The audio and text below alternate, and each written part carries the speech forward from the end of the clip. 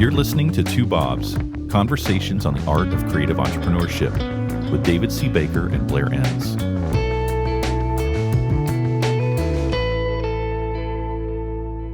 Dealing with the ghosted problem. Do you think this is worse now than it has been in the past? By ghosting, you mean like in a sales conversation, the other side has hung up and you've been talking and you don't realize it for a while. Is this worse than it used to be? Being ghosted by clients? Yeah, I think so. I mean, I haven't measured it. I think anecdotally, it's measured. How do I pull off this lie? No. Well, what's the question? Do not take this out, Marcus. Is the ghosting problem worse now than it has been in the past? I mean, anecdotally, it seems much worse. I keep hearing people talking about it. It's like sales pipelines are, well, they keep saying sales pipelines are sort of moving slower. Is that another phrase for ghosting? So if your pipeline is moving slower, it's likely that you are increasingly being ghosted by your clients. I don't measure these things. I'm not a scientist. But anecdotally, absolutely, there seems to be a theme over the last couple of years. And I think it's tied to any period of economic or geopolitical uncertainty, primarily economic. It's worse today, but it is an ever-present problem. Well, you've talked about it for a long time, so it's obviously been an issue that may or may not be worse right now, but it's been something that I've heard you talk about for quite some time. And maybe all the things that we're living through right now make it a little bit worse than normal. So what we're talking about is, well, first, do you have a ghosting issue? And then if you do, what do you do to solve that, right? So how do you want to start with this?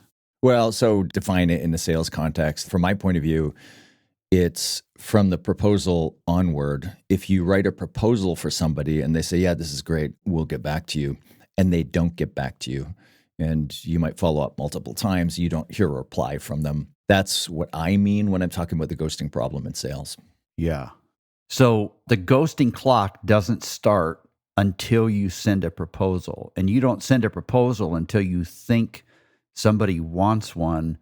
But one of the things I found most interesting reading through your notes was this notion that some people asking for a proposal from you, they don't really want one, or maybe they're not asking for one. Maybe you suggest you need to write a proposal and they say yes because it doesn't cost them anything. It's not like that was new to me, but it just hit me in a new way.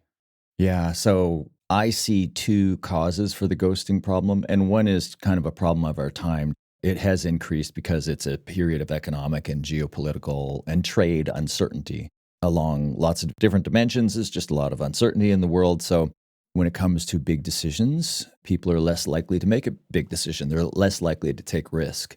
And Matt Dixon, who's one of the co-authors of the great book, The Challenger Sale, he has a relatively new book called The Jolt Effect. And in that book, he notes that between 40 and 60% of all qualified opportunities are lost not to competitors, but to no decision. And within that, my estimation is at least half of those no decisions, you're being ghosted. And he calls the cause FOMO, fear of messing up. So it's a prevalent problem. And again, two causes. One is a timely problem, period of economic uncertainty. But I think the bigger problem that I want to pull on a little bit more, it's the ever-present one. I've talked about it forever as the most common, most expensive mistake in any sale of expertise. And that is the salesperson misinterpreting interest for intent. And then they crank up the pitch machine and they write a proposal that the client was never going to buy, a proposal they never should have written. Man, just psychologically, what's happening in the salesperson's head where they are just looking for signals where sometimes they don't exist? What's happening there? Yeah, even that word signal, like so in sales, there's this term buying signals. Mm-hmm. So your radar is up, you're looking for this buying signal and you hear, that's interesting, tell me more, or some version of that. And you interpret any signal as a buying signal. And I think that idea of buying signals does us a disservice. I think we need to be more nuanced about it.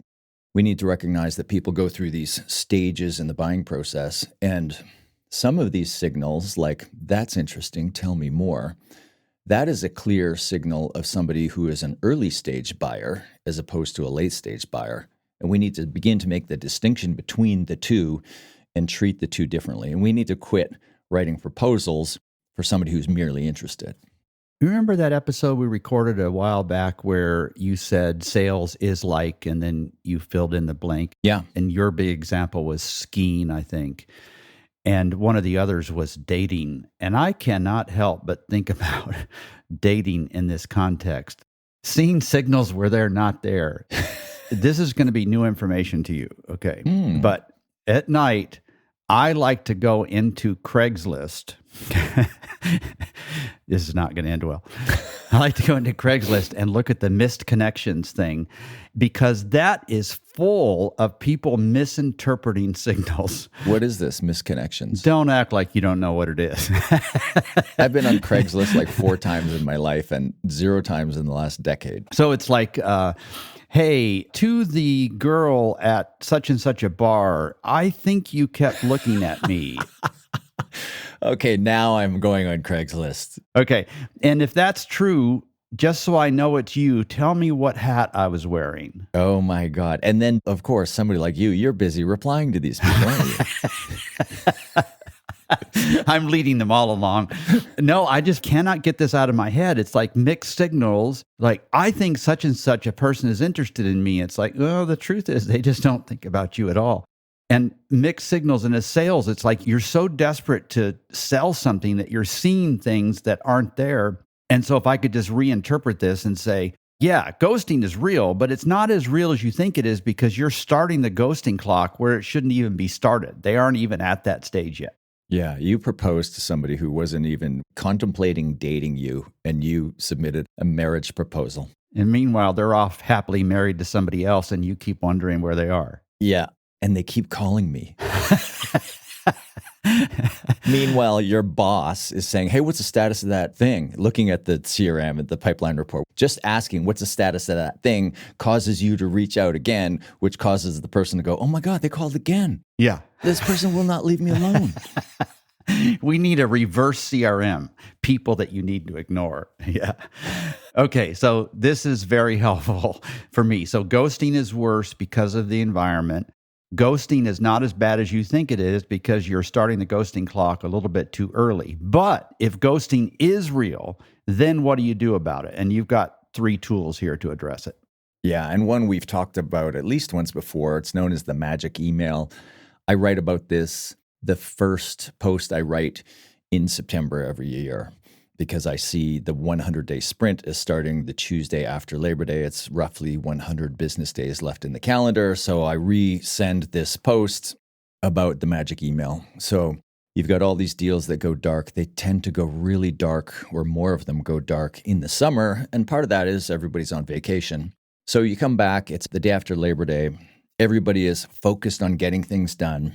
You look at all your ghosted deals and you send them this email that was taught to me 25 years ago now as a voicemail script, and change it at your peril. It goes like this. The subject is usually closing the loop, and the short email reads like this. I haven't heard back from you on this, so I'm going to assume you've gone in a different direction or your priorities have changed. Feel free to reach out if we can be of assistance in the future.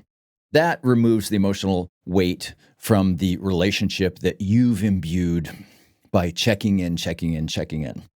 I wrote that post recently, and somebody messaged me on LinkedIn and said, I'll read you the 2 notes they sent me 2 days in a row. Hey, Blair, I just sent my first 2 magic emails to 2 of my ghostiest potential clients, and they both responded positively within about 85 seconds. That email is cray-cray. I think this guy's like 60. That email is cray-cray. Thank you. And then a day later, he returned with this update. Final update on my magic emails. 8 for 8, 100% response rate. They are now all in the warm to hot lead category. Thanks again. Yeah. And I've seen you post versions of this, well, the exact same email, but post notes like this on LinkedIn, and people inevitably pop into the comments on that post on LinkedIn and say, hey, it worked. And part of this is just the tone of it, right? That's what I like about it. It's like, we're okay if this doesn't work, but we're here if you need us. Yeah, I get it. I'm reading between the lines. You've hired our competitor or you're no longer doing this. No problem. It's just business. You know where to find me. That's it. So you're stripping all the emotions out of it. So you are highly likely to get a response, and some of those responses are likely to be positive. No, don't go. Just the act of retreating will cause some people to step forward. So that's the first of 3 tools you use to address the ghosting problem. And any chance I get to kind of put that back out into the world, it was taught to me by an old mentor of mine, Pauline O'Malley, not calling her old. I'm just saying it was many years ago. And I forget where she got it from. So I don't know the origin. It's often online attributed to me, but it's not mine. But it's been so powerful. So that's the tool. Start there. See what you can revive from the dead. See what you can kind of bring back to life here. And then, do you mind if I go get some coffee while you walk through this part? You're going to talk about a CRM. I'm going to get into the nitty-gritty of opportunity stages of CRM. We're going to lose half the audience right here, including my co-host. You're going to talk about what we do in my Excel file, right? Yeah. My Excel file, my CRM, yeah. So I have 2 other tools. It's really 2A and 2B. 2A is think about measuring the problem. So let's conflate the 2 things here, being ghosted and losing to no decision, because being ghosted is losing to no decision, or you don't know what the decision is. For starters, let's measure the losing to no decision, and let's just see if we can't quantify the larger problem of how many of these proposals you're writing are you losing to fear of messing up or fear of poor qualifying as opposed to losing somebody else. So how you would measure it is in a typical CRM, almost every CRM, there are 2 closed stages, closed won and closed lost. I add a third. It's called closed slipped. And what I mean by slipped is they were an intent late stage buyer. They had the intent to hire somebody like me, not me specifically, but somebody like me. And then they slipped back to interested or even uninterested. So they didn't buy from a competitor. They didn't buy from us. They didn't buy from anybody. I call that closed slipped. So that's the second tool that I would have you use. And then just see if you can't quantify it. You're going to come up with a number of somewhere around 50% of all of the proposals you write don't get acted upon. They didn't hire you. They didn't hire a competitor. So could we rename this Proposals Anonymous instead of closed slipped, Proposals Anonymous? But you're still guessing here, right? I mean, you're not going to get actual information in some cases, or how do you decide what happened? Well, when you send the closing the loop email, like I said, there's a high likelihood of getting a response. I don't know what that likelihood is. My guess is it's in the neighborhood of 80%, maybe even higher. So you don't get a response to your proposal. They don't hire you or they don't give you any information back. By sending that email, you should get most of the information you're looking for. Okay. You'll hear, yeah, sorry, we're no longer doing this, or no, it's still a possibility. We want to have a conversation, or we hired your largest competitor. Mm-hmm. So if they hired your competitor, you marked it as closed lost. If they've decided to no longer do this, you mark it as closed slipped. And if there's still an open opportunity, there's still an open opportunity and you're still in the sale. Okay. And then the third thing you talk about here is qualify for opportunity stage. This one is not as clear to me, so walk us through. The first one was use the magic email. Second is make sure you're measuring this accurately, because otherwise you're probably magnifying the problem bigger than it really is. And then this third is qualify for opportunity stage. Yeah, and I mean open opportunity stages. So if it's still open, make the distinction between an early stage opportunity and a late stage opportunity. If I cracked open the CRM of most of the listeners here, I would find open opportunity stages that are named by salesperson activity. Got a meeting, delivered a proposal as 2 common examples. If I showed you my CRM, you would see that the open opportunity stages are named interested, intent, and verbal commit. So there are 3 open stages. Interested, somebody's, that's interesting, tell me more. Somebody who's interested is gathering information, they're assessing the pros and cons, they're overweighting the positives or the pros. We've talked about this before. Early stage buyers overweight the positive implications of change and they underweight the negative ones. And they're actively looking for the emotional stimulus to help them form the intent to take action, which would then move them to a late stage opportunity, which we call intent. So what we're trying to do is separate the interested from the intent. I don't want to get too far into the weeds on this, but we do this by trying to uncover time frame. So we ask time frame questions in a qualifying conversation for two reasons. Number one, resource allocation reasons. We want to determine, like, when would we need to get started? Do we have the personnel, et cetera? But the non-obvious reason we ask time frame questions is this goal here of separating the interested from the intent. Now, you referenced that episode we did on metaphors, and one of the metaphors that I used was buying is like changing, therefore selling is like change management. And that's where this idea comes from. We go through the stages of buying the same way we go through the stages of change. Now, when we're making a change in our lives, when we're what I'm calling interested, we're gathering information and we're trying to form the intent to take action. And as soon as we decide we're going to do this, the next thing we do is we look forward in time and we anchor our change in behavior to a date, either a starting point or an end point. So in our role as salesperson, when we're trying to qualify for opportunity stage and determine whether this person is interested or they've formed intent, we want to pull on time frame. When do you need to get started and why? When do you need to have a solution in place and why? And my favorite time frame question has nothing to do with time frame. Here's my favorite time frame question. Is this on the wish list or is this on the to-do list? Mm-hmm. So I'm trying to get a sense of interested opportunity stage buyers.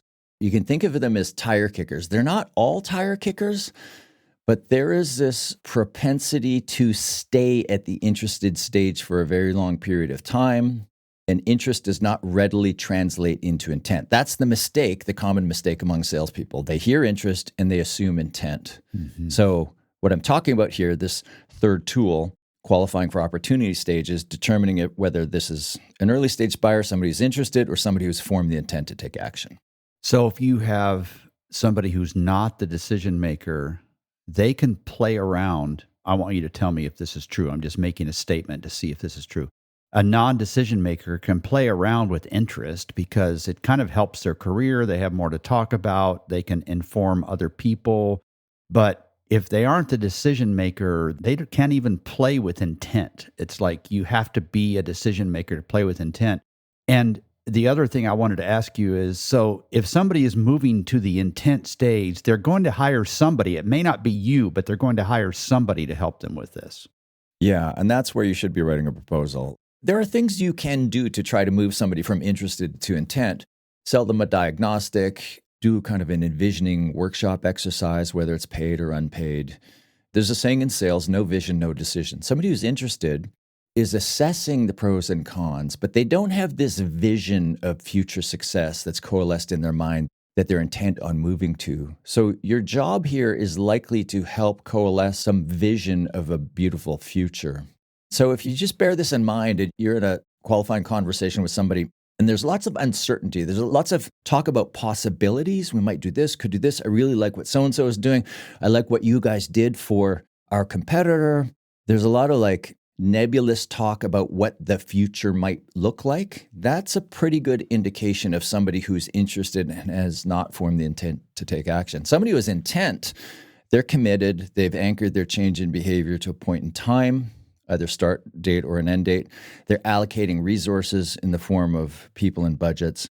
And conversely to somebody at the interested stage, they're now overweighting the negatives or the potential costs of failure of taking action. An interested early stage prospect is quite prone to emotional arousal.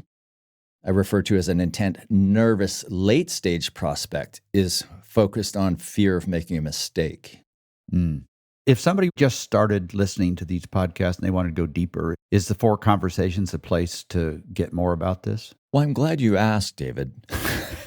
You go right into your sales voice. Yeah. Obviously, I blog about it extensively too, but the latest book covers this. It's funny, not in a lot of detail. Now I'm thinking about it. I do talk about it in the book. I do make the distinction. Mm-hmm.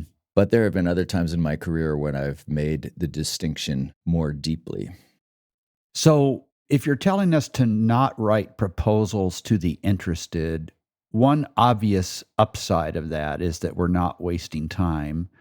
Another is that we're not getting our hopes up and thinking something's going to happen when the likelihood is much lower than we think. Are there other reasons to stay away from writing proposals to only the interested rather than people that have moved into the intent stage? Well, I think just the math of it all is the big one. So let's go back to Matt Dixon's math. 40 to 60% of all qualified opportunities are lost not to competitors, but to no decision. So let's take the middle of that number. Let's say 50% of your deals get lost to no decision. My estimate is 50% of those, so that is 25% of the proposals that you write, should never have been written. Mm-hmm. So let's say you've got, I'm going to do math on the fly here, which is horrible, but let's say you've got a closing ratio of 40%. Yeah, here's my horrible math. Buckle up, people. Blair's doing math. 25% of those proposals, if you just don't write those proposals, your closing ratio goes to 50%. I'm not going to check your math there, but I'm not going to get dragged down with you on this one. The audience holds their breath. Yeah. All I'm going to say is that your ratios are better at the end. Yes, let's agree that the numbers get better. Yeah.